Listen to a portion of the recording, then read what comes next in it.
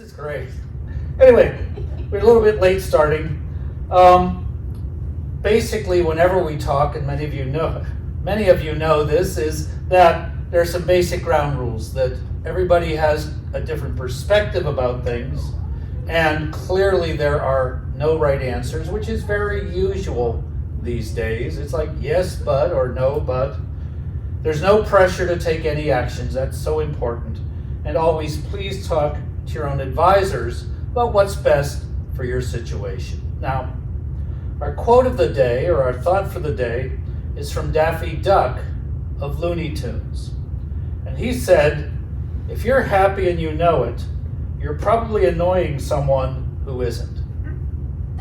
And so there's Daffy and all of his wisdom sharing it with you. And the reason I chose Daffy, of course, is a donor-advised fund. They're Daffy, right? So the more you know about them, the more things like Daffy says make sense. We always have definitions. HNW stands for a high net worth individual. That's sort of, everybody wants to deal with HNWs. That's what an HNW is. The QCD, of course, is your qualified charitable distribution, where you can send funds directly from your IRA custodian to the charity of your choice. And when you, in a given year, gift as much through that process as you would be required to take in your required minimum distribution, then you don't have to take that distribution and you save taxes. Always a great tool, more people using it. CRT CGA is charitable filters. And the donor advised fund is a charitable filter as well. It's a strategy to minimize your taxes. And then IRS proposed regs or regulations, terror. And I'll tell you what is so scary about some proposed, a lot of people hate the IRS. I love the IRS, but they can also be terrifying, especially when you get a letter, right? So the IRS regs that have come out about this potentially could be a significant issue going forward. So, what is a donor advised fund? What it is essentially instead of giving a fund money directly, and this is after tax dollars, and instead of giving money directly to a charity A, you give it to a donor advised fund. And when you put it in the donor advised fund, you get the same deduction you would as if you had given it to charity A. But then this charitable donor advised fund is a tool for you to say, hey, send so much money to charity A, send so much money to charity B. And then the donor advised fund is a tool where you can bank your charitable gifts and then distribute them as you want to over time. And there are nearly 2 million donor advised fund accounts now in place that total around $228 billion. So these are becoming much more visible on the landscape going forward in charity, because it represents nearly 12% of all charitable giving in the country today. And since 2020, the accounts have increased from 1 million to 1.9 million accounts. So they've doubled in the last 4 years. And the average account value, that is how much is sitting in an individual donor advised fund, has dropped from about $159,000 to $117,000. And that's not because people are contributing less. It is, prior to 2020, the only people who used donor advised funds needed big tax deductions right away. And so they poured big chunks of cash into donor advised funds, particularly at the end of 2017 when the tax laws were changing and everyone wanted to lock in deductions. So there are a lot more participants, and the dollar amounts that are coming in are smaller, which happens. It sort of evens out over time. And the problem is, and this is the big issue with donor advised funds, is many people are concerned that donor advised funds are basically an excuse for people to get an income tax deduction, people who don't care about charity. And so there's a lot of pressure on what is being distributed from them. Is that basically they're warehousing their charitable gifts, but they're not putting them to work for charity. They're just sitting there.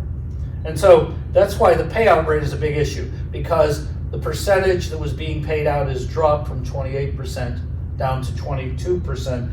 Busy numbers, trending is not good. In fact, last year, 35% of the accounts, those 2 million accounts, have given away less than 5% of what they have. They've just sat on that money, and it's not good stewardship because it's just sitting there. This is a big issue. Now, there are, when we break it down, there are 73 national groups. A national group is, what are the top 3 charities in America? I'll tell you. First the top charitable giving group in America is the Fidelity Donor Advised Fund. More money goes into the Fidelity Donor Advised Fund than any other charity in America. Second is Schwab. Third is Vanguard. After that, you have things like the Salvation Army, the Red Cross. You have the Nature Conservancy is a very popular one too. But the top 3 charities are these 3 donor-advised funds, and they come under the rubric of national groups. So there's 73 of them spread across a variety of organizations around the country. Basically, investment firms that want to control the funds. Then you have 725 community foundations, which is very local focused, very supportive. Community foundations have been doing donor-advised funds since 1931. So they're very experienced. And sometimes when you look at it, you'll see that these community foundation funds are giving away 1/3 to 1/2 of their funds every year, whereas the national groups are giving away very little. And finally, you have 353 single-issue charities. Your university could have a donor-advised fund. Salvation Army has a donor-advised fund. It is an organization which creates a donor-advised fund that you, in the end, would give to them, in the end. But you can also advise it because you tell the charities where you want the money to go. And the donor-advised fund then is, in theory, to distribute it. So those are just some numbers about what's going on with them. Why would you do a donor-advised fund? That's always a question people ask. I like to give to charity. Why should I do this? Well, first of all, as I mentioned in 2017, the donor-advised funds program grew 8-fold because tax law was changing at the beginning of 2018. There was a worry about many people that if taxes were going to drop, the impact of their charitable deduction would not be as valuable. So they hustled to put a lot of money into the donor-advised funds, so they got more benefit in 17 than they would under the new tax laws in 18. It's also very easy to transfer appreciated stock.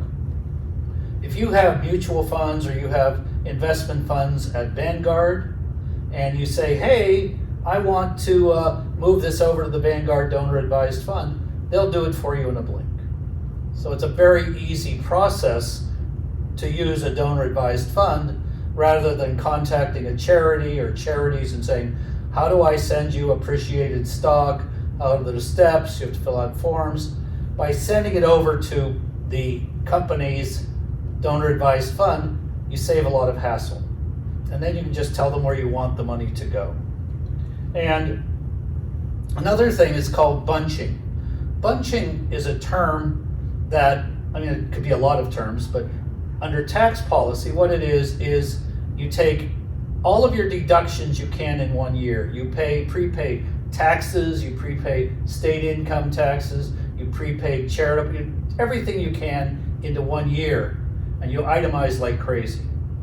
Then for the next 2 years, you don't really do all of those things, but you get the standard deduction. So it's sort of like free money. And so it's sort of a strategy because you want to support charity, put it in the donor advised fund, and then dole it out over the next 2 or 3 years. So it's a tool. And then the other is anonymity. Some people don't want charities to know who is giving them the money. And so you can use your donor advised fund to make an anonymous gift. And I've seen that where you get checks from a community foundation with no name on it and no clue about where it came from. You just have to say, okay, great, thank you, whomever it is. So those are why a lot of people like to do them. If you were to do a DAF, or if you have a DAF, you can direct it to make distributions wherever and to whatever organizations you want to have the money go to. Now, there's some political, they have to be a 501c3 US-based charity.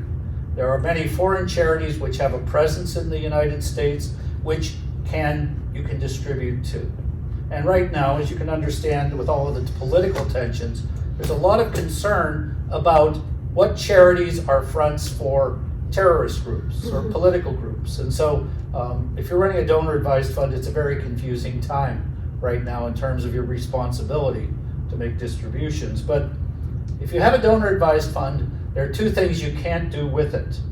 You cannot use it to fulfill a pledge that you made previously, because it's a long story of accounting, but basically you aren't able to do it.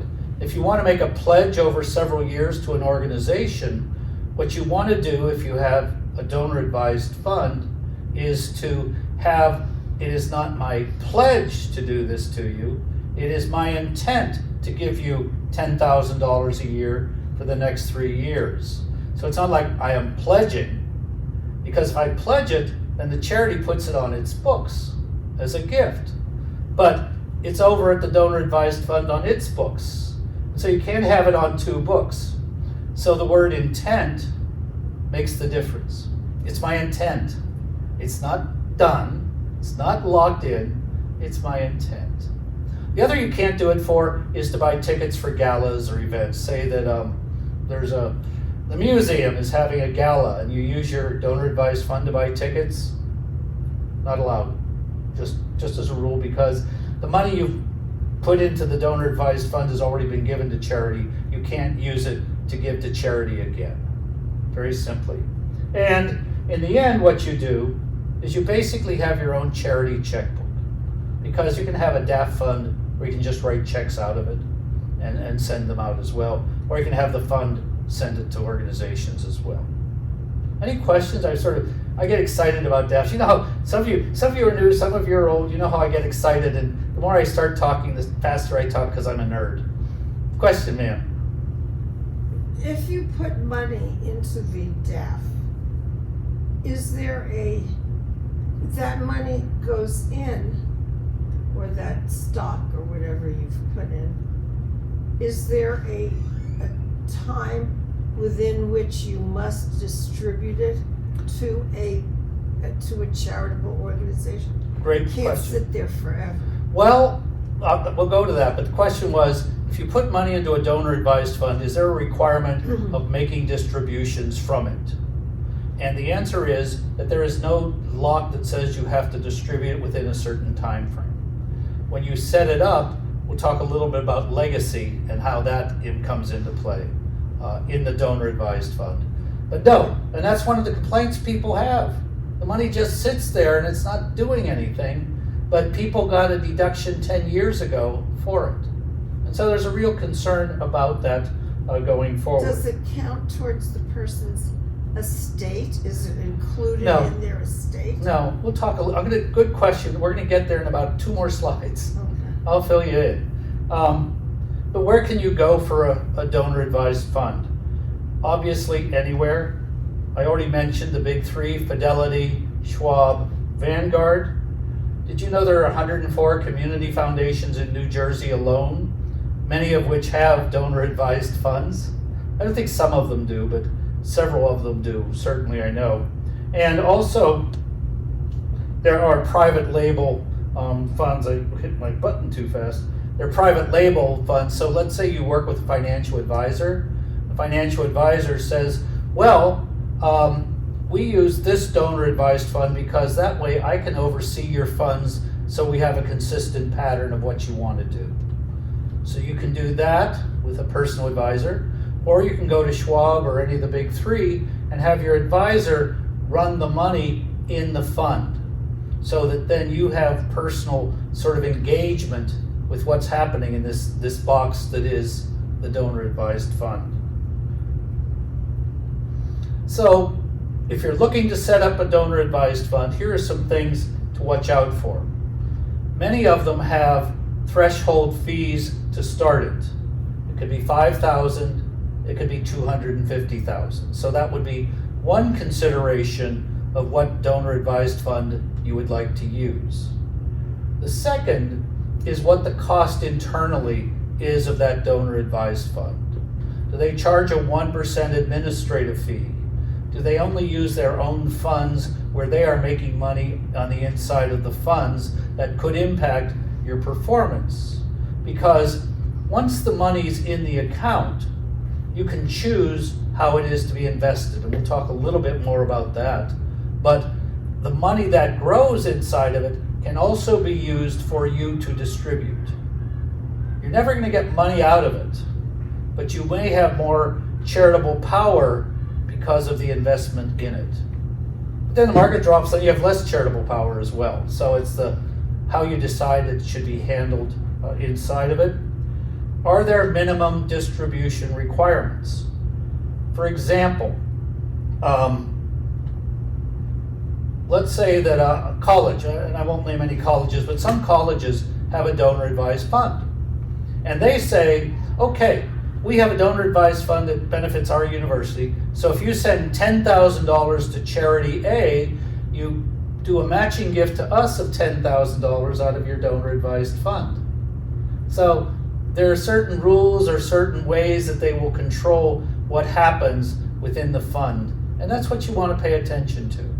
If it's something you want to support, you go, great, I love it, it's good. But if you aren't aware of it, then it can be a problem. And this comes back to your question, ma'am, what is the end game?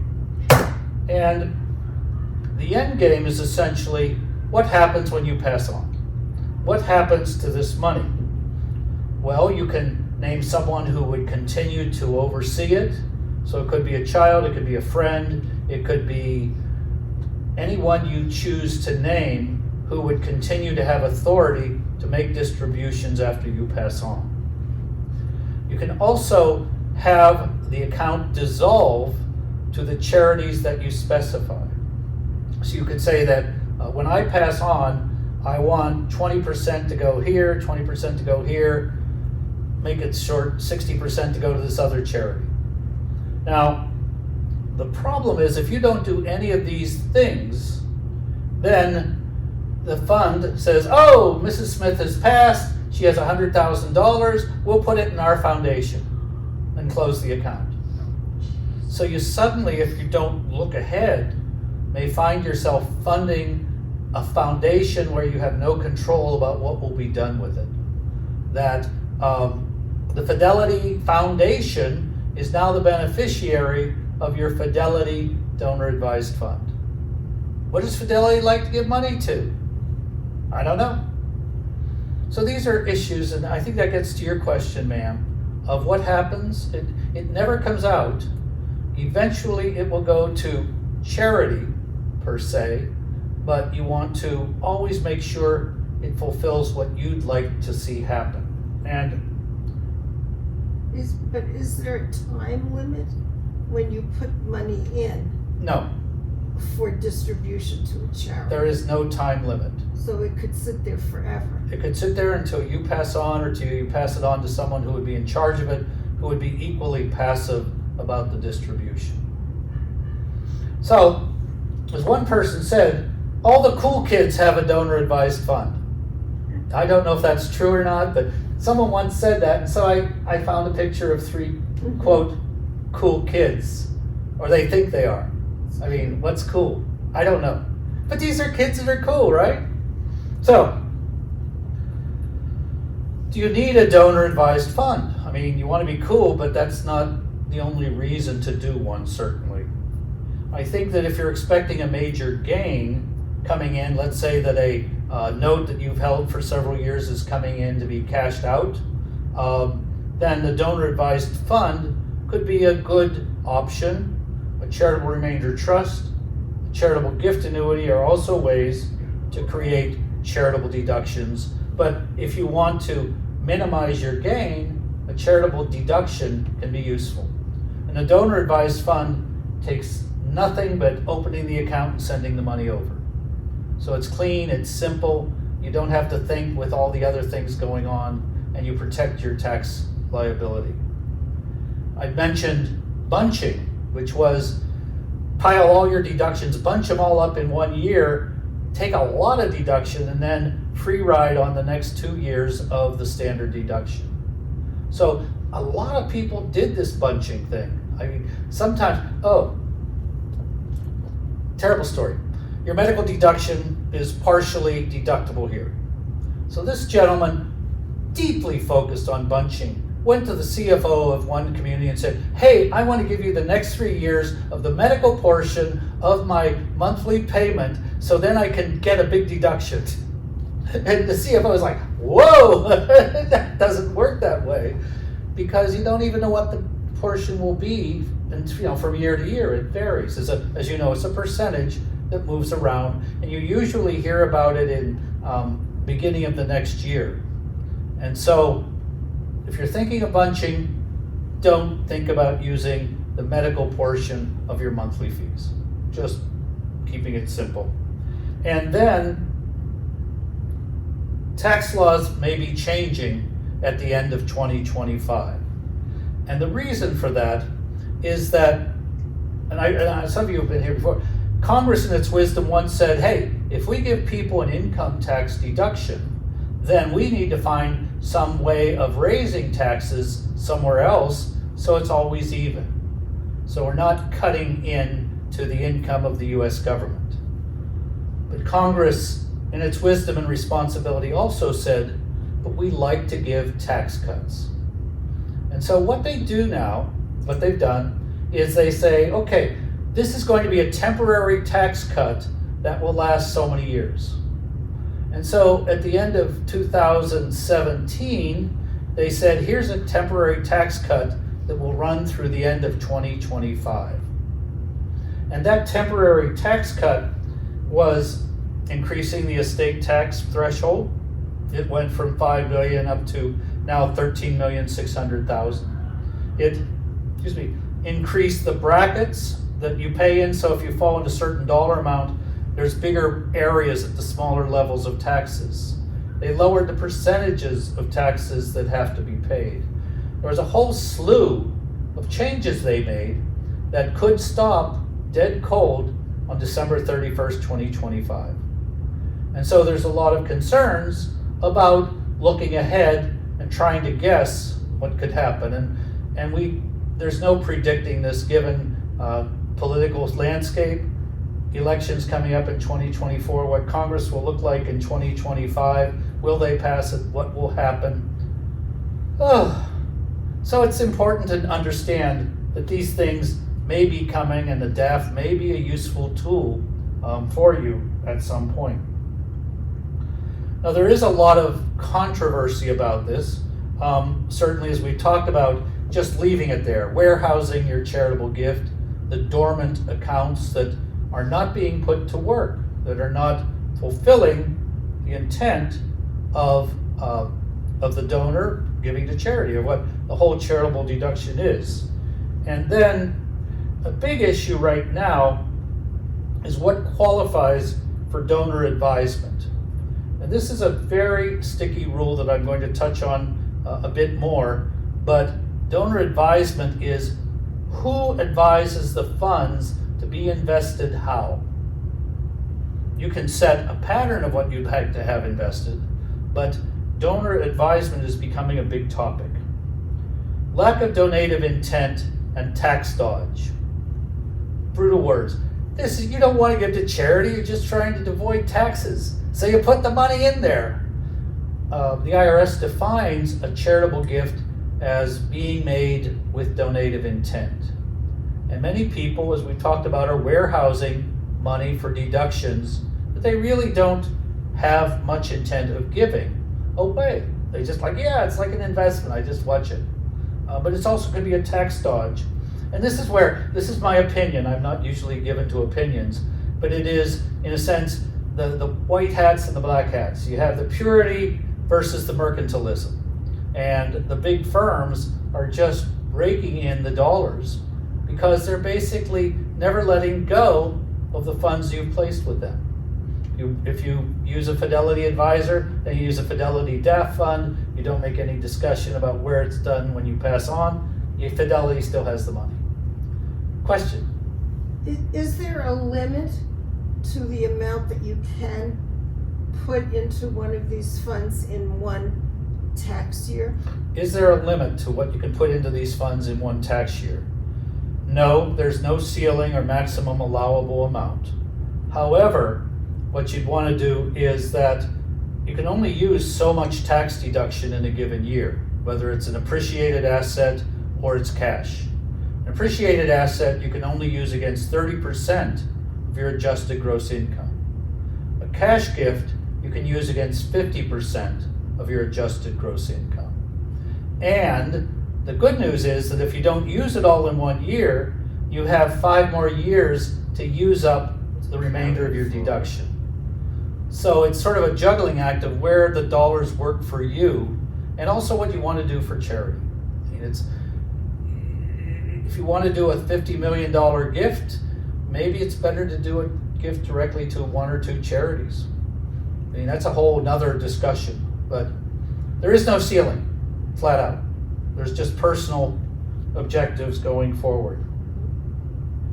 Now, we finally got IRS rules. They proposed IRS rules for donor-advised funds in November of last year, which was 17 years after donor-advised funds had been created and approved for broader marketing and investment. And so it has been amazing, the angry letters that have come into the IRS about this. One of the biggest ones, well, they're all big. First of all, we talked about having a controlling of where your investments go and how many people use their personal advisors to manage the funds in the accounts or in a donor advised fund. Well, the rules say that that person is now a controlling advisor on how the funds can be distributed. And therefore, if you are paying management fees to that individual, that is now what would be the wrong word? That is not a fee. That is not an illegal, but it is a distribution subject to excise tax, which says that if I paid an advisor $1,000 a year to manage my donor advised fund, that advisor is now going to, because of that $1,000, he or she is a personal advisor to the fund, and that $1,000 will be subject to an excise tax of maybe 50%. So now, $1,000 paid out, but $500 of excise tax being paid out of the funds because they had advisement control. That's one firestorm, because that's sort of unheard of, this sort of personal benefit for an advisor by redefining what an advisor is. Also, the change of status in community foundation funds. Community foundations have single direction funds, they have general funds, and the rules are proposing that some of those single purpose funds can't really be part of a donor advised fund. So there's some concerns in the community foundation universe about that. And then finally, when the IRS proposes regulations, when they say it takes effect, is the effective date that they first introduced those proposed regulations last November 23rd. So now the terror is that if they go forward on November 23rd and keep all of these rules, chaos. Everybody will have to refile amended tax returns for 20 years. Anyway, there's a lot of battles. So, sort of wrapping it up, if you will, charitable giving is based on a belief in mission. Donor advised funds may or may not have clear mission purpose. And that mission might be lost in the process of using it as a tax shelter. A donor advised fund is simply one tax strategy that you can use among many others. And it could be and can be, I call it a happy crossroads between saving and giving. And with that, I tried to find a picture of happy taxpayers. But if you look for happy taxpayers, all you can find are either tax accountants writing or pens or adding machines, or you have people smiling. So I thought happy balloons would be the equivalent of happy taxpayers. So are there any questions I can answer? I was sort of a little bit briefer with everything. But are there any questions I can answer? It could be a very nice process if it fits what you want to do. And it's best if you're going to do it to understand what you're getting into. Questions? Everybody knows Susan. So follow up, or if you'd like to talk further, I'm happy to do it. Let Susan know, answer any questions you have. So thank you very much for being with us today and asking good questions. So anyway, thank you so much, everyone. I really appreciate it. Thank you.